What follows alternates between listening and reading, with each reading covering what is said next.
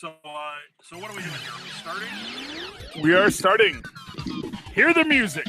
Feel the power. Know the knowledge. Hello and welcome to Superconnectivity.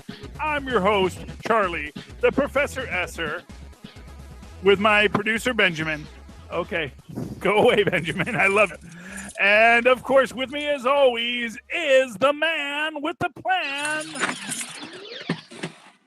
The very confused and frightened Phil Parrish. Philip Parrish, yes. But tonight, in a special treat for the long-time listeners, the original co-host / equal host / founder of Superconnectivity, our fearless leader. Co-host? I was never on this show. I just guessed it, I think. Episode 1. No, you were on the first episode, Rob. Was I? If it was not for you, I would not be here today, Rob. 146 episodes ago. That meant so much to me. And to Rob, it was like, oh, dude, that was kind of like a one-night stand for me. I just had some podcasts. Not saying you weren't special and good, buddy, but yeah. This is really difficult. I'm holding my phone to do this. So sorry, everybody, if the quality's not great. I'm having a difficult time because I'm having to hold my phone. I've been into Comic-Con all day. That's fine, Rob. Now that we know how much I really mean to you.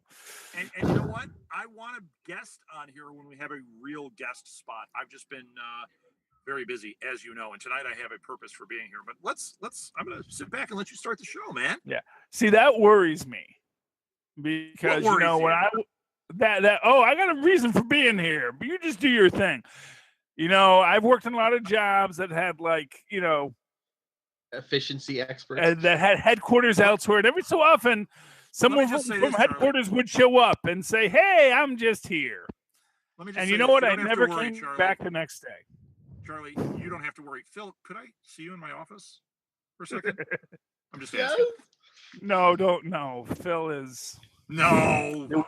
There would be no show without Phil. Okay, so let's get to the super connections for this week. There was something very important I wanted to touch on really quick. Touch it. And it's completely thrown out of my brain. Geek, so he's full of comedy. So yes. Rob, how much were you charging for autographs? Please. Not right now. Not right now. I was not charging for autographs. That would never happen. Meet the guy from Jingle All. Meet the guy from Jingle All the Way, and enough said podcast. I did find a guy cosplaying me, which was pretty awesome. The last time that happened, and it's a joke. Obviously, Gary was not cosplaying me. We just had the same shirt on at the same time. No, the other time it happened, we saw a guy that was unshaven. He looked dirty. He had pajama pants and a geek shirt on. And Martha, my wife, says, "Oh, look, he's cosplaying you." And then the guy ran, and she said, "Oh, illusion." She goes, "Illusion is broken." I'm like, everybody here's the worst. You know, here's the worst part. I'm trying to hold this phone. My head looks giant and super white. So just like us, you fit right in. Yeah. You gotta hold it. Yeah, you gotta hold it up a bit so you're getting the down, double chin hanging down. You always gotta shoot from above, Rob. That's the trick. Shoot from above. White guys. I thought you studied film, Rob. You should know this. White guys with big heads. You're home, buddy. How's that? Is that better? That's fantastic, Rob. No, it's exactly just as bad as before. Oh goodness! Are you drinking apple juice, Rob? Because usually I'm the one with the apple juice problem in these situations. Here, that's a good shot. This looks good. Okay, now just don't move your hand at all. Don't move your head. Don't move your hand. I would like to point out the streak just ran through in your background there, Charlie. Yeah, I know. That's my kids. That's my producers. His family of nudists. Yeah, they love me. So I don't have a ton of time on this episode, but I promise I want to come back and spend time. Okay. Can I go to a couple of projects we have going before we get into anything? Yes. Do what you have to do, Rob. I have to go to dinner, so I've got to do my thing. So I'm on here to plug a couple of things. Number one, Nuff Said is definitely coming back. So there's that. Number two, I don't think we're covering Inhumans on the regular Nuff Said because, oh my God, that looks terrible. Don't be hating, Rob. Hey, Oh. Charlie, even you. I'm Charlie, actually even you- I've actually warmed to them. You like What? powerless. Your credibility is shot. Yeah, but he was still even talking crap on Inhumans for a while, so that just should tell you how Yes. bad it is. Yeah, It looks. it's bad. It's bad. Okay, so those are the two things enough said related. So it is definitely coming back. Lil and I have been talking. We're gonna get this figured out, and we're gonna be bam back with a vengeance. And the last episode of last season we did not cover. So we are going to do an episode covering the last episode before the new season comes back, and we're trying to figure out some other fun things we can do to make this work again. Yes, the okay, last so episode. that's Plug City. The reason I'm on here is two things. Aside from those two things, it's going to be about 7 things. It's all huge too. The next one is we have a book coming out. Phil has written a chapter. Charlie avoided me and did not write a chapter, but he'll be in volume 2. Charlie, stop. I'm a horrible human being who does not write as much as he should. He's still working on a Rick and Morty blog post that is like stuck at the last paragraph, and It's been like a month. Never be Is finished. that right? So Charlie will be in volume 2, but we have a book coming out called Pod Life, and we basically got essays from different podcasters. And it was supposed to be originally, the idea was we were going to just talk to podcasters and say, hey, give us a good story and, tell us how you got into it. Like just kind of a nice, fluffy. And then the very first one we got in was like deep and emotional and raw. And we're like, oh my gosh, we have a real book. So this book is not just for podcasters. This is for everybody. So anyone that wants to be inspired, that wants to live a creative life. I mean, it's the best. I love it. Phil wrote a chapter. Like I said, Charlie will be in volume 2 because he will not escape me. I am shamed. Pod Life. Now, the reason I bring it up is, yes, I want you to buy the book when it comes out. You can't buy it yet because it's not out, but we have a Kickstarter going on for Pod Life. Just look up Pod Life or Southgate Media Group, and please, number 1, contribute if you can. $1, $5. Get a book and get a hard copy of the book, not a hard copy, a print copy and a digital copy. If you donate, I think it's $20 or $25. I mean, it really helps us. The money, literally, we set the goal really low. We need the money to pay for the editor and to pay for the cover art, which we have all lined up, but it costs money. So if you could support us, that would be awesome. The other thing you can do is share it. Share it with your friends, share it with your family, put it on Facebook and share it like crazy, because spreading the word, people are going to be excited about this book when they read about it, when they see the video that we did. It's really great. So please support Pod Life. And that's what's going to keep things like Nuff Said going too, because that's the fuel that we need. Number 2. Phil, did you want to say anything about your chapter before I get to number 2? Or no, I was just waiting for you to say how bad it is. Oh, Philip. What is your chapter? How bad Phil it was. wrote a beautiful chapter. And you know what? I tried to make a lot of the chapters because there's a lot of people that know me or that work for us or whatever with us that wanted to include like my name or the company. And I'm like, it's not about us. And Phil's is one of the few chapters that I was like, you know what? He wrote a really nice thing about the company and about like knowing me. And I was like, you know what? I'm going to let that pass because it was touching, Phil. It was actually truly touching. So thank you for that. And it did make the book. Charlie, yours did not. So I'm just throwing that out there. Yeah, One more it's time. 'cause I didn't write anything because I'm lazy and Professor, are you horrible. required to write? I'm kidding. I used to write. I used to. And now I'm a sad, pathetic man living in now you're Newark, a little New wrong. Jersey. Too much I'll apple get you juice. back to it.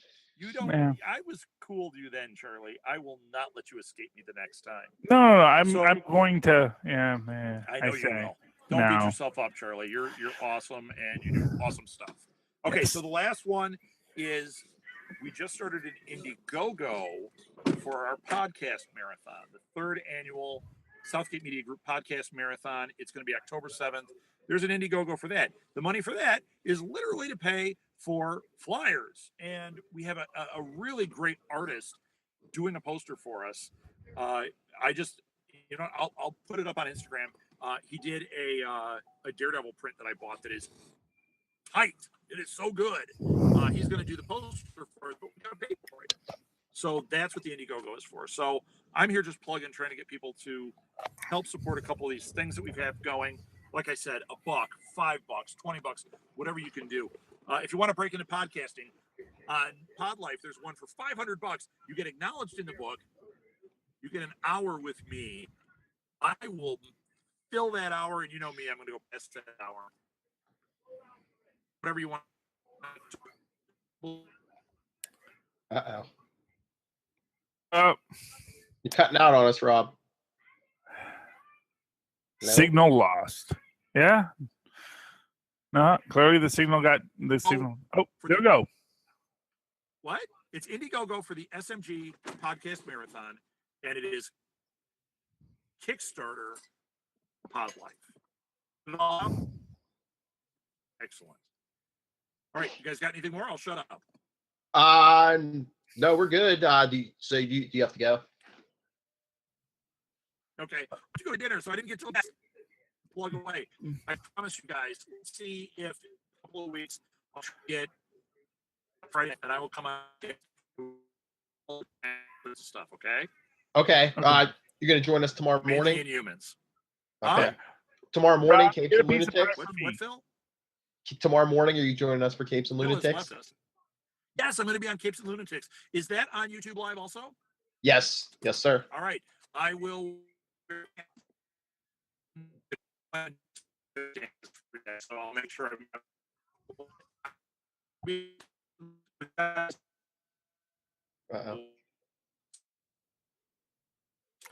I don't think anyone can hear that. Rob, you're cutting out. We're having trouble hearing you. Yeah. I'm out of here. Talk to you. All right. Tomorrow morning. Thank you. Thank you, fearless leader. Okay. So yes, Rob will be with us tomorrow morning on Capes and Lunatics also. So no, Phil. This is one of the things I want to talk about. What? Every week we record Superconnectivity first. I know. Hey, I send them. And yet when it is aired, I'm copying off of Capes and Lunatics when we break the story first. I'm just saying. Take it up with the big man you just talked to. I send this Friday nights. I send Capes and Lunatics. We record Saturdays. I send it to. I know. So that he's in charge of the scheduling. That's fine. No, I'm just saying it's a weird thing for me, and it's not a weird thing. Yeah. I really don't care that much. I mean, I just love to hear the sound of my own dulcet tones. Breaking the magic. Yeah, we usually record Superconnectivity first. I mean, there were a couple weeks there we were actually doing Capes and Lunatics on a Thursday night, but yeah, well, you know. But yeah, I just sent them to him. Rob's the one who puts them up. But that's okay. Hey, on YouTube it shows up when it exactly when we do it. So there we go. If you watch it live, you get the true, unfiltered wonder. If you want the true chronological order, follow our YouTube page. There's my giraffe boy. That's Tristan. He has he is Giraffe Man. The result of a crazed giraffe experiment gone horribly awry. And here's my other son, Naked Boy. Yeah, there you go. That's Benjamin. How you doing? I'm sure they all love you. Okay, guys. Yes. Yeah. Video was a bad idea, Phil. You don't know this now, but no, it's okay, Benny. It's okay. Well, no, because your child is still small enough that they don't know. Wait, I can be in the video? Hey, no. Did you not read Willy Wonka and the Chocolate Factory or see the movie? Mike TV wants to be in the TV. That's all he wants. Hey, I'm always looking for original content to drive people to our YouTube. Hey, if your children are it, hey. Yes. If you would like to see a half boy, half giraffe, then come to Superconnectivity. Oh, now he's half bear. Now he's wearing his Freddy Fazbear costume. My son Tristan very into cosplay. So anyway, there are things I wanted to discuss. Okay, Let's get to it. I want to talk about is Inhumans. the layest trailer for Inhumans, and I have to say, okay, here comes Freddy Fazbear. Yep, we see you. He's going to do a jump scare. Just watch. The latest trailer for Inhumans, I actually enjoyed it. Wow. I'm still not married to the concept. In fact, I think it is going to be not as good as if they had hired me and Tatiana Kott to make it. But I mean, that goes without saying for any film ever made. So you have a glimmer of hope now? I have a glimmer. I can see what they're doing with the hair.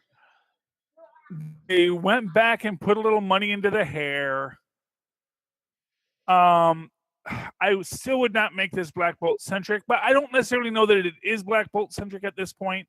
Although, for what it's worth, when you talk about all the complaints about budget issues, that means there ain't going to be no reshoots. Wow. You know, this ain't no Justice League where we're going to write out Batman because, you know, Ben Affleck played him. And, you know, so that's my life. So this is your life, like 6 years from now, or 8 years, or 4 years from now, Phil.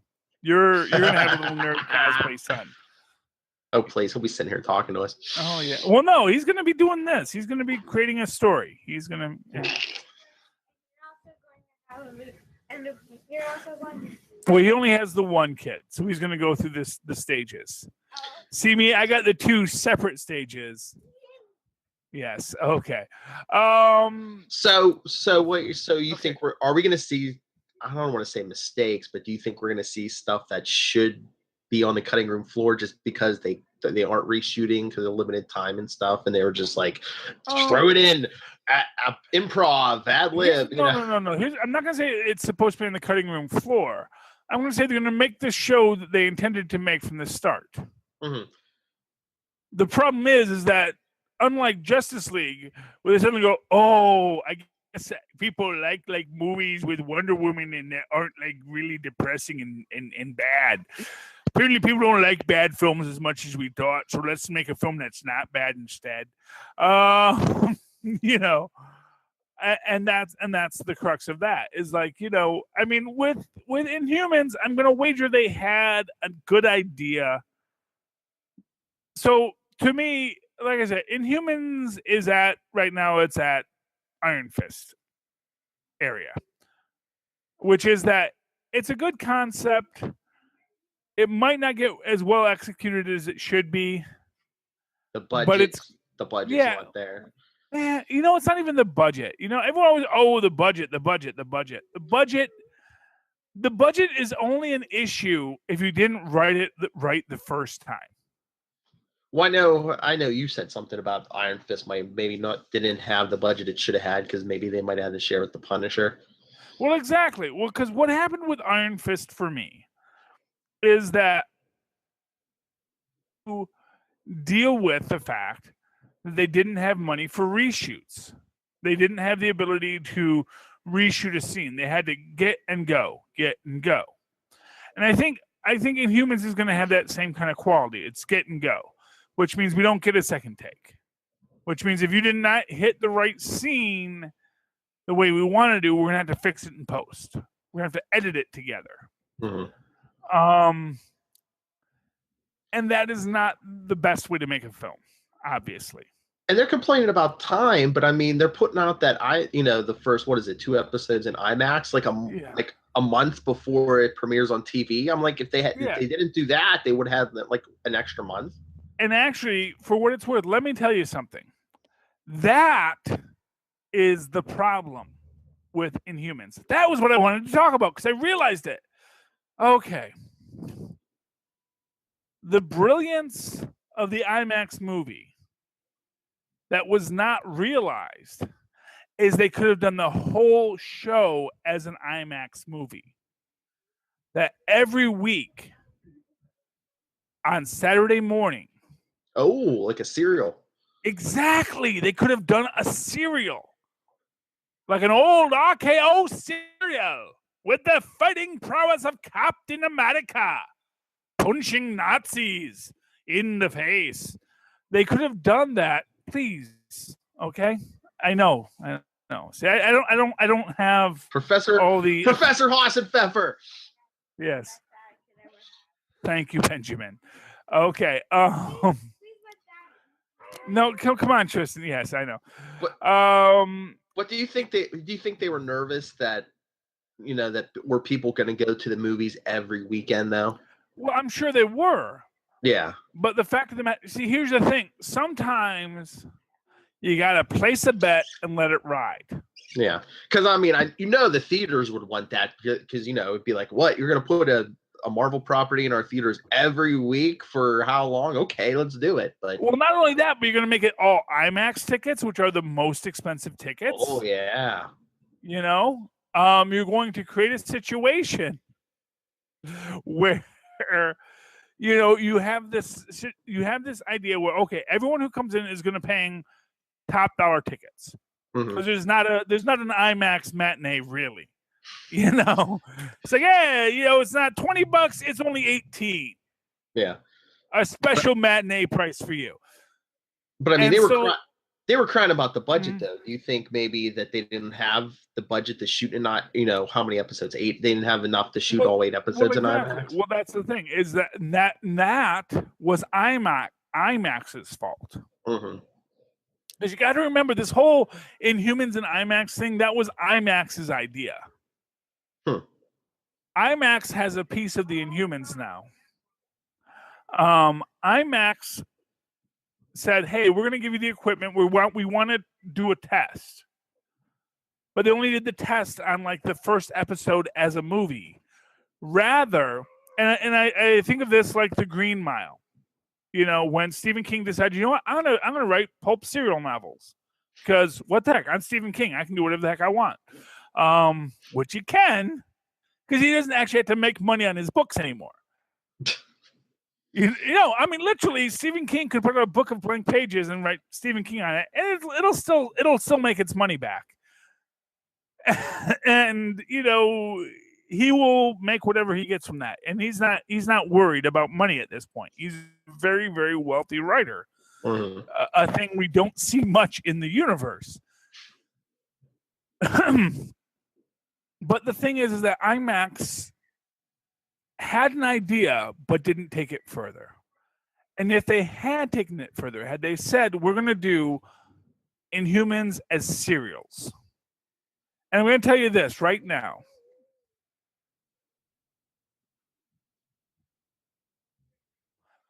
If you were going to see serials sometime in the near future, because we are seeing this sort of unintentional retro of monetization concepts of late, sort of with sponsored content, which is basically how radio got into the world, with sponsored content. And I think we're going to go back to serials. I think we're going to start seeing. Here's what I'm going to tell you: the first person who has the guts to commit to a serial, I'm going to tell you right now, it's going to be Marvel or it's going to be DC. Makes that choice first. Whoever makes the commitment first, they're going to dominate. Yeah, but do you think I mean, like I said, I think I don't know if they're worried about, people getting in their car every weekend and going to see. I mean, if it was the serial's probably gonna be what, like an hour, and like, are people gonna drive to the theater every weekend to watch this 1 hour thing? Would it make more sense? And I mean, it'd be easier for people, so they would probably be more likely. What if they did like a weekly, hour-long serial like that? What if they put it on Netflix, or if it's DC, they put it on like another digital platform? Well, they did, and not like the Defenders where you drop every episode of that season. You just do like one every week. You're talking about slow casting, and there are some shows that are slow cast. It's a concept, and it's something that is being experimented with. Now, I can't remember the shows that are slow cast, but there are a few that are slow cast right now. It's not actually slow cast; it's just how TV used to be. But but I think the idea of a theatrical serial. Because the idea is, and so to give you an example, we're going to have an hour-long theatrical film. So first off, it's going to cost half as much as a 2-hour theatrical film, arguably. Okay. And you're going to go in, and every weekend you go see the so here's how you actually do it. You do a serial where 1 episode a week, so it's slow cast. Then after the last episode goes, you can come and you can sit in this theater for 8 hours, pay $200, and you're going to see everything back to back.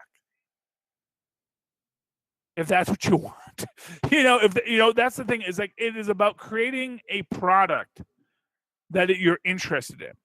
The problem with the Inhumans is that they open with that and then they don't follow through.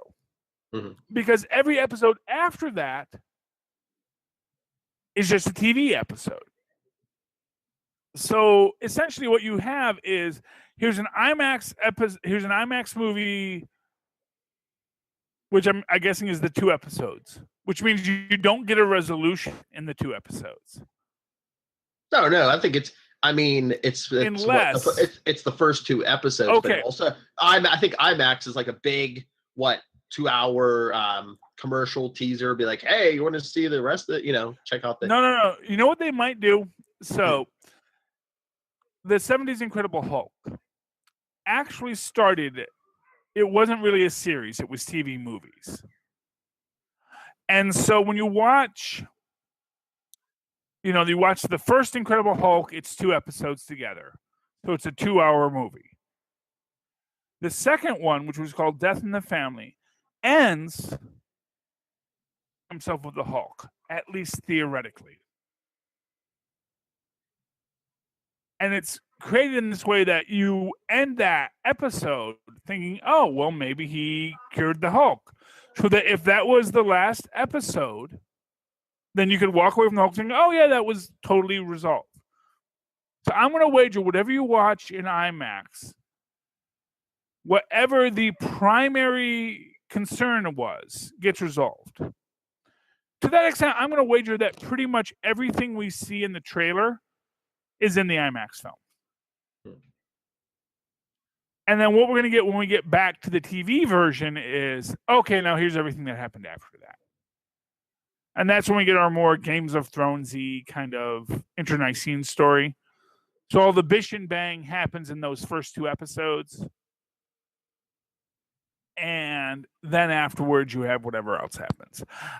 But here's what I'm going to say about it. I think the hair has gotten a lot better in the most recent trailer.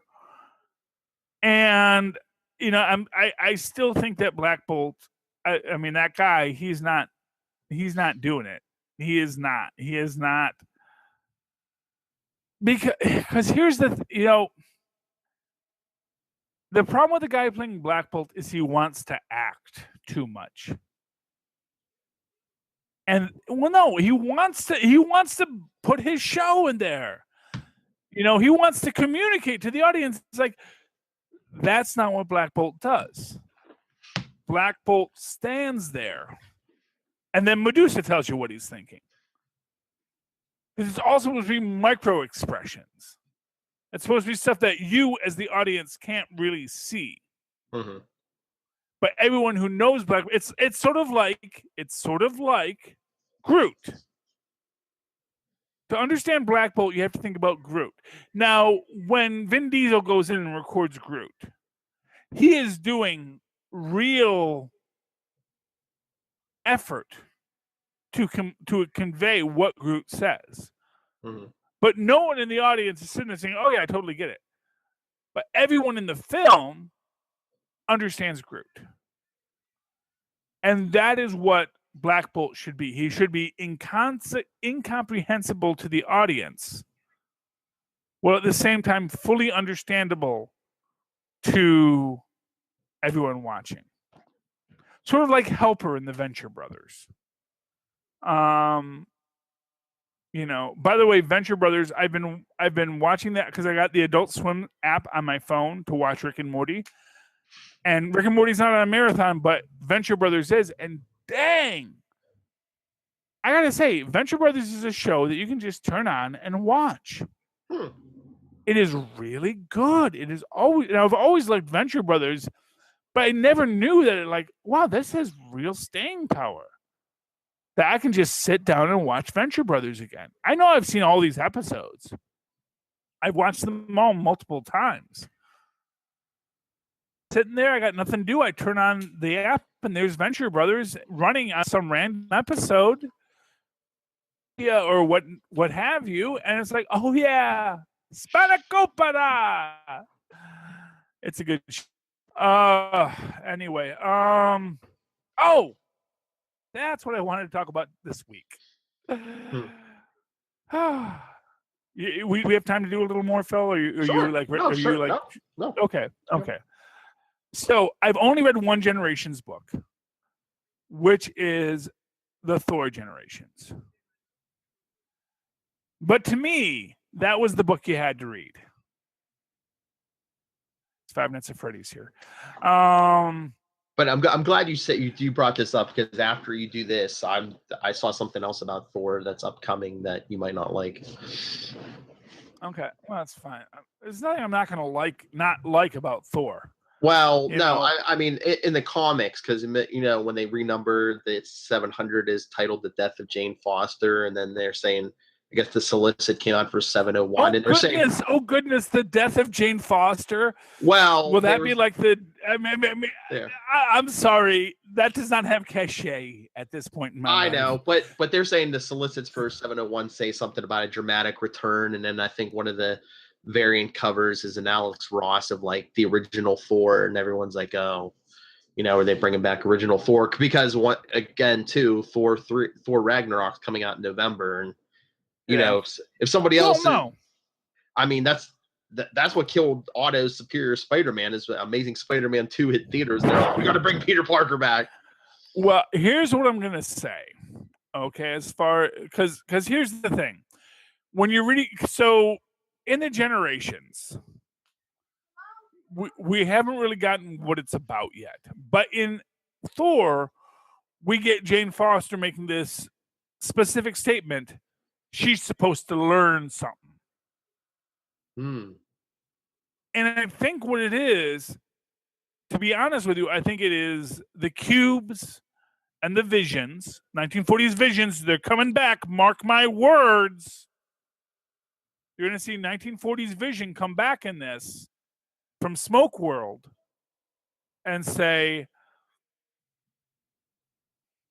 what there's basically going to say is like, you do realize your universe isn't a universe. Your universe was created out of whole cloth after it was destroyed by the Beyonders. And as a result, you have these new heroes. You have to find why the heroes were important in the first place. And the point is that these heroes were sent back to meet their counterparts. Well, what if it's Kobik or the Vision of the 1940s saying, you know what, everyone needs to get along, or your universe isn't long. And well, I don't know the exact qualities of it yet. I mean, it could be. It's like, hey, new guys, you can learn what worked with these heroes and what mistakes they made that you better not make. Yeah. Well, you know what it is. And I think that there is so much to be seen in that Thor thing, because you have the, warrior for social justice, Jane Foster Thor, meeting old, crazy, grumpy, still cool, but kind of William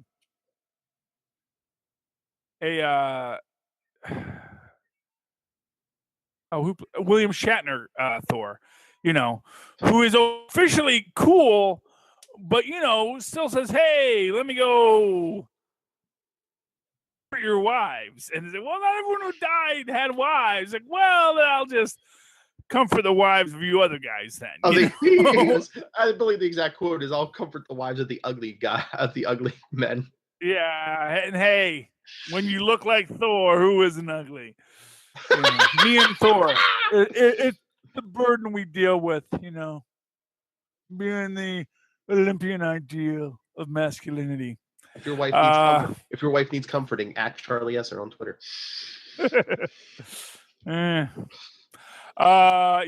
But I guess we're gonna find out next week of how they time travel, because Secret Empire number 10 comes out next week. 9 was this week. Yeah. Well, 9 was this week, and 10 is next week. Well, all the guys at the comic book store were laughing. They're like, "Oh, for the first time in 5 years, Marvel's rushing it so they can actually get their summer event done in the summer instead of December." You can only hope, they do. But here's what I'm going to tell you about Secret Empire. That was a thick old book, but it's all book. Hmm. I'm gonna call Lilith out on this tomorrow, which you'll actually hear before this. Because of course, even though Superconnectivity records first, Capes and Lunatics airs first. So you always hear Capes and Lunatics first. I'm telling you right now, I'm gonna call Lilith out on this about the Archies, because that ends with 6 pages of ads. Oh, because I looked at the 3 Archie books that were out. There was Sabrina, there was Josie, and there was the main Archie book, which is the big, Betty can't walk and is in a coma. Ooh, crazy! What's gonna happen? And they're real, and they're charging $3.99 for these books. Friends and neighbors, $3.99 for these books. Are you getting a digital code with that? I have no, not for. I don't think Archie does digital. Well, then why is it $3.99?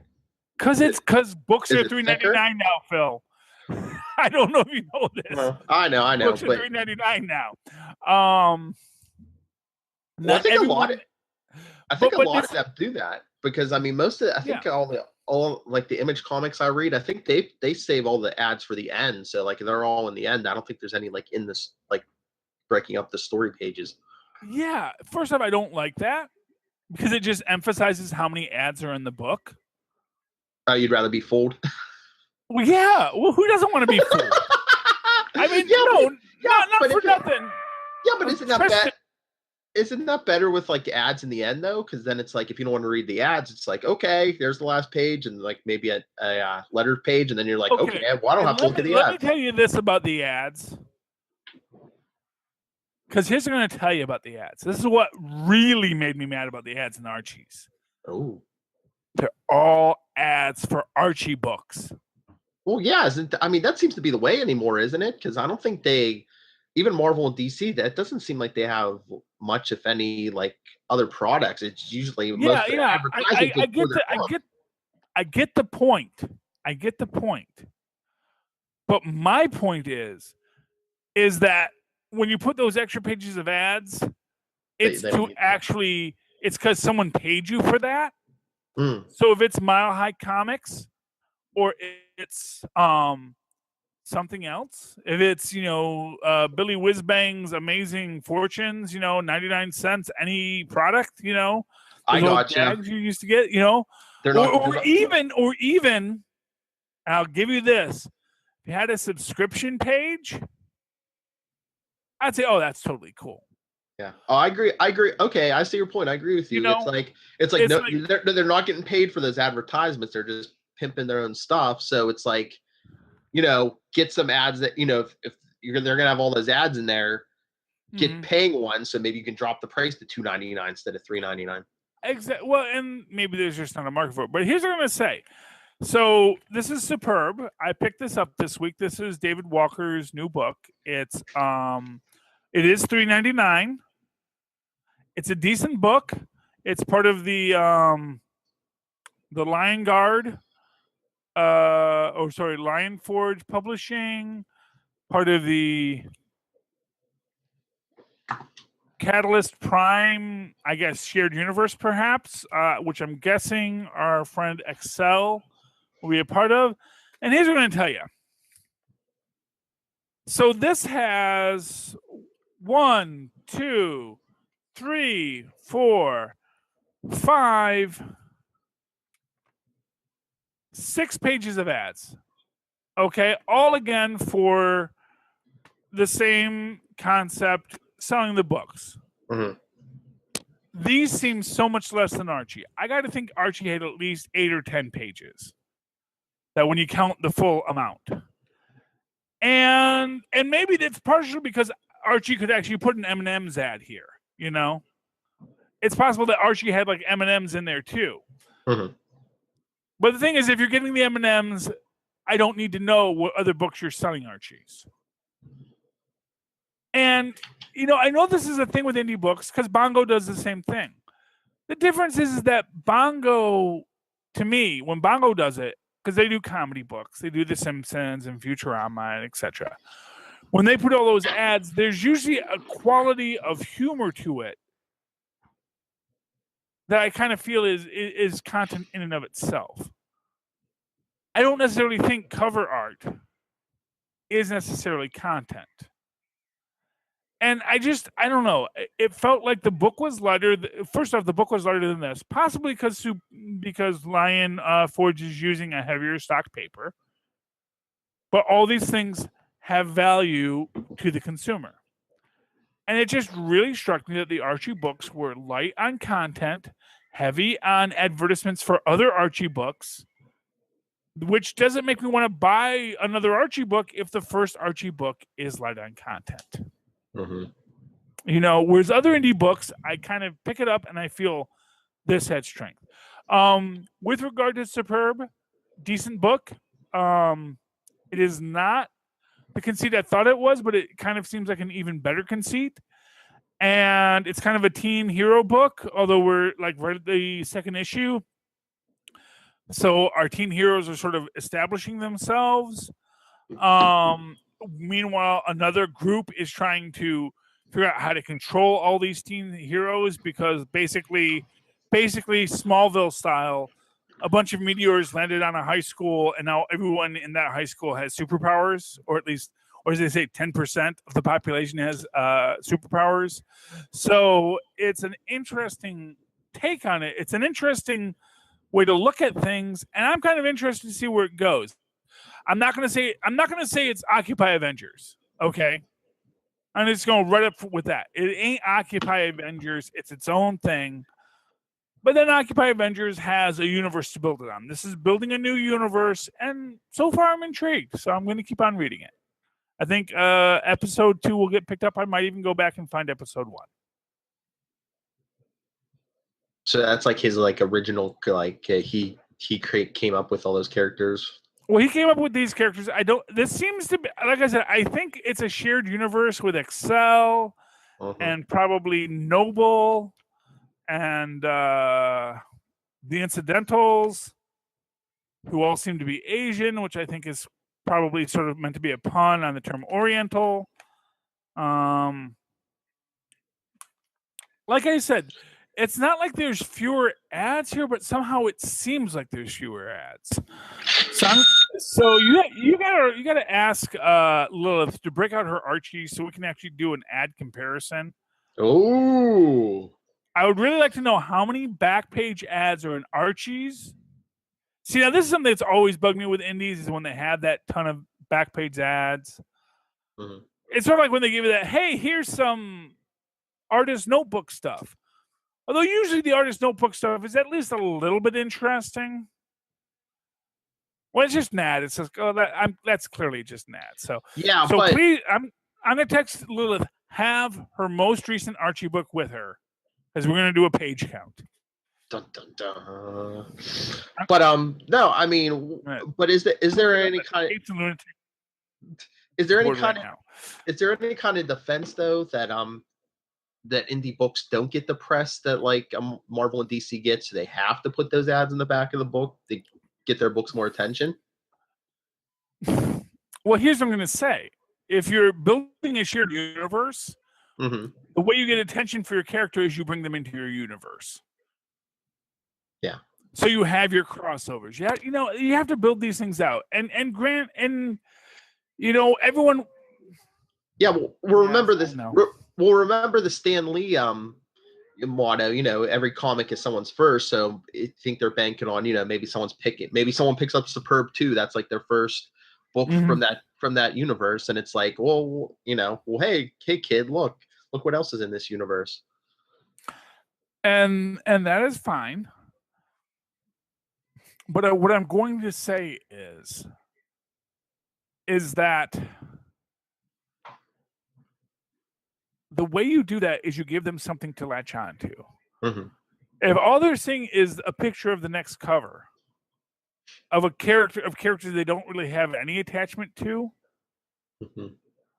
it's not necessarily drawing them in. And like I said, I really felt the Archie book had, for $3.99, had a lot of that, and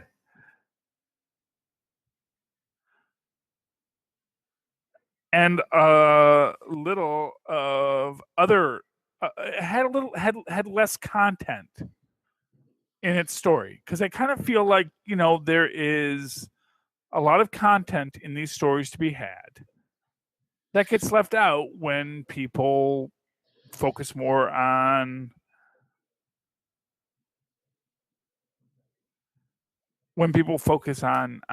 just trying to get someone to read the next book. It's like this: don't try to get people to read the next book. Try to get them to read this book. If they read this book, they may want to read the next book. Yeah. But so I guess check out this week's Capes and Lunatics for the big Archie off between Lilith and Charlie.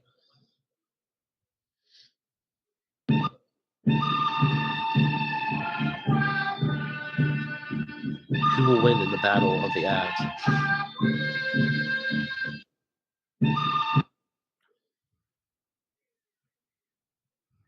Charlie's reading comics right now. No, I'm texting Lilith right now. Oh, he's serious. Oh, it's gonna be a rumble, kids. Yeah. Capes and Lunatics this week. If you haven't Here you go. There's the exclusive. Oh, I see it right there. It says at Little Hellfire, have your Archie book handy tomorrow. We're going to have a page count. Okay? Because, I think this is something that needs to be discussed about the indie world and how in the indie comic world is approaching its business model. And whether or not they're charging extra for advertisements for themselves. Mm-hmm. Oh, I can't wait for this conversation. It's on like a video game monkey. I'm going to be honest with you. Lilith may come back and she's going to look. Superb had this many pages when you count the back page and the front page and this page and that page, and Archie had the same amount. But I feel like there's an emotional quality to it. Like I said, it might just be cardstock. It might just be how heavy the paper is that Superb is using versus what Archie is using. So my question is, if it turns out Archie has all these extra ads, is that going to turn you off from picking up future books? Here's what I'm going to say is that any book I pick up, it always has to do with what my actual budget is. Yeah. But I mean, if it's a choice between how many books are out there, if it's a choice between an Archie and maybe like an independent that it has, maybe it's cheaper, maybe it has less ads, so you're getting more story for your money. Is that going to make you? Here's what I'm going to tell you, Phil. If your book is $2.99, that's an easy pickup. Okay. This is what I'll always say is like you can't beat a price point. It's basic capitalism. If you're going to step up with $2.99 books, $1.99 books, $3.50 books, tell you what, you have a guy that puts out a $3.50 book. Oh yeah. You're not losing a lot of money. You can play it however you need to cover your nut on that. But if you put out $3.50 books, that's a selling point. You know what? If Marvel wants to do a legacy and roll back all this stuff back to like past times, how about rolling back some price points for a month or two? To pre-pricing. $225, $250. Marvel? I'm going to tell you. Okay. And it's a little hard for Marvel to do because they already established Marvel Unlimited, but it actually gives you a reason to buy Unlimited. Marvel should have cover price digital books. So if you're not a member of Marvel Unlimited and you want to buy Fantastic Four #1, 15 cents. Nice. And you can buy the entire first 20 issues, the first 2 years of Fantastic Four approximately, for $3. $4 if you want to get the annuals and everything else. I like cover that. price Yes. digital pricing is a brilliant move. Now, even in the late 80s, I mean, comic books were like $1. I mean, can you imagine if even it's just for $1, how many units they'd push? Well, exactly. Ooh. But this is the thing. See, Marvel has a harder time doing it because they have Marvel Unlimited. Mm-hmm. But essentially what they're doing is they're cutting the cord on Marvel Unlimited because, of course, the argument is, well, yeah, I pay $9.99 for almost every book Marvel ever produced, but quite frankly, I'm not going to read most of these books. I don't need to. But really, as much as everyone loves Shang-Chi, he's not a big mover nowadays. No one is going out and buying all the old Shang-Chis. But I mean, it's that our accounts where we put our digital codes in. I mean, you can buy issues there, so that this. Well, yeah, the modern ones, there. yeah, but you already bought the book. Yeah. But what I'm saying is, but I think so. For example, I don't know how far. For example, I don't want to get Marvel Unlimited, but if they told me, hey, you know what? If you want to get 80s run of the official handbook to the Marvel Universe, this is what it's going to cost you, or this is what M is going to cost you, and this is what A is going to cost you, or this is what this issue of Marvel Saga is going to cost you, or this is what this issue to reread right now. Mm-hmm. Because you saw a little box in the bottom of the corner and say, come on, let's read Captain America 43 Volume 2. You're going to go back. It's okay, it's only $1.50. You're going to buy it. This is a business model that could be fantastic for Marvel because they already have a Marvel Unlimited. But if a certain distinguished competition wanted to really turn out some cash on their back issues, the way Marvel is,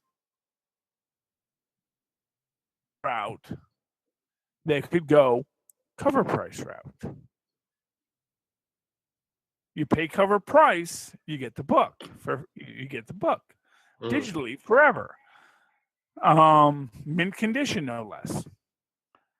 And I think that's a business model that could really work well for comic books.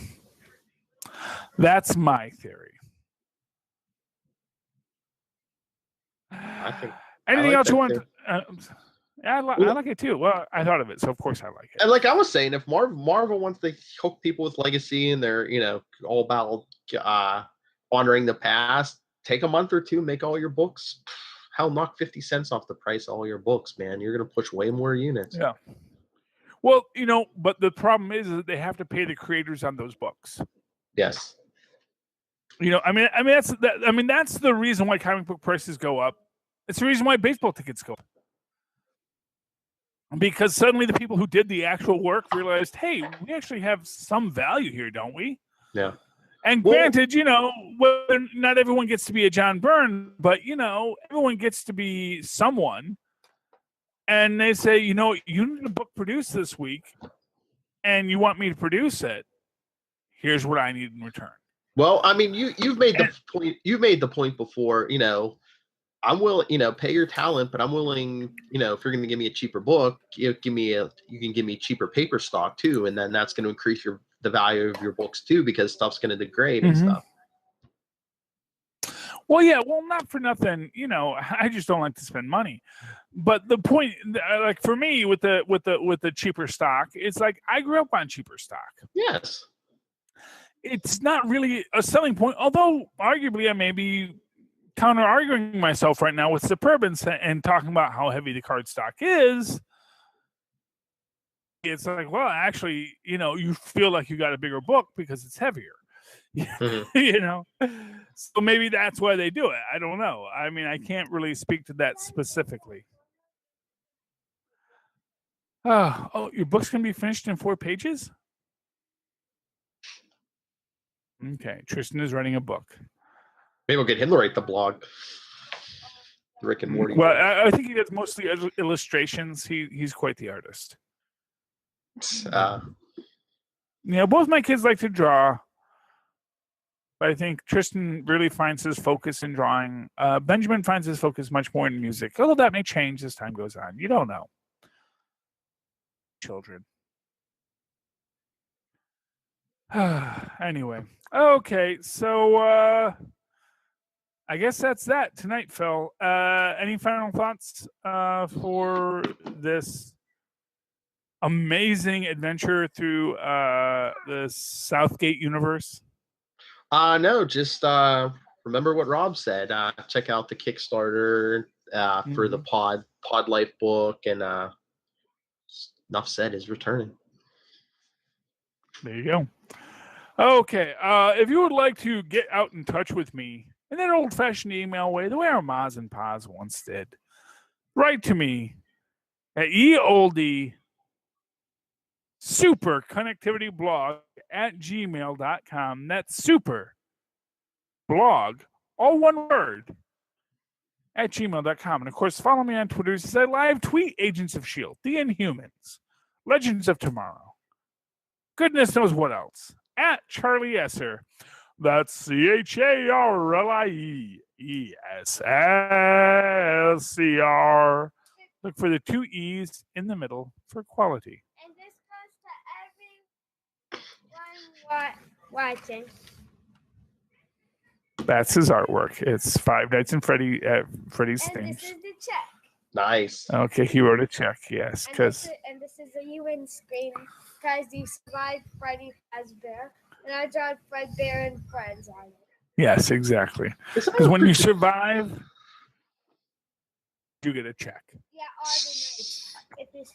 Yeah, to survive all the nights. Isn't our producer supposed to be paying attention to the show? Custom night, and if you put in a secret number, you'll unlock a golden Freddy jump scare if you put in secret numbers. Yes. So they're executive producers. To be honest with you, really, Phil, you really produce this show. Yes, it all goes to Scott Coffin.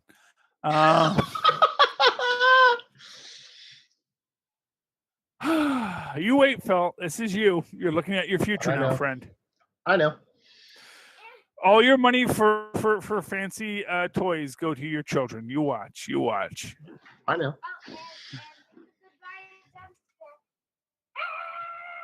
There you go. There's your goodbye jump scare, kids. Okay. Phil, if people would like to reach out to you and say, why do you deal with such an unprofessional loon as Charlie Esser, how can they find you?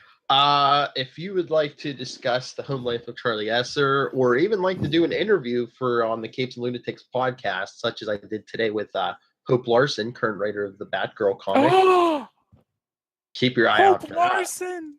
Yeah. New York Times. Isn't that amazing? New York Times best-selling cartoonist and writer Hope Larson. You can email me. Man, how do we get these people? Power of Twitter, my friend. You can email me, nightwingpdp@gmail.com. Like I said, I am on Twitter @nightwingpdp. The Capes and Lunatics is on Twitter @CapesLunatics. Or contact us about any of our shows, 614-382-2737. That's 614-38-CAPES. And keep an eye. We're going to have yet another new show on the Capes and Lunatics. A special project developed by Mr. Tyler Patrick himself. Ooh. Keep an eye out, especially if you love movies. Okay. All right, boss, take us out of here. Yes. Yeah, this is your fault, Phil, because you put us on video.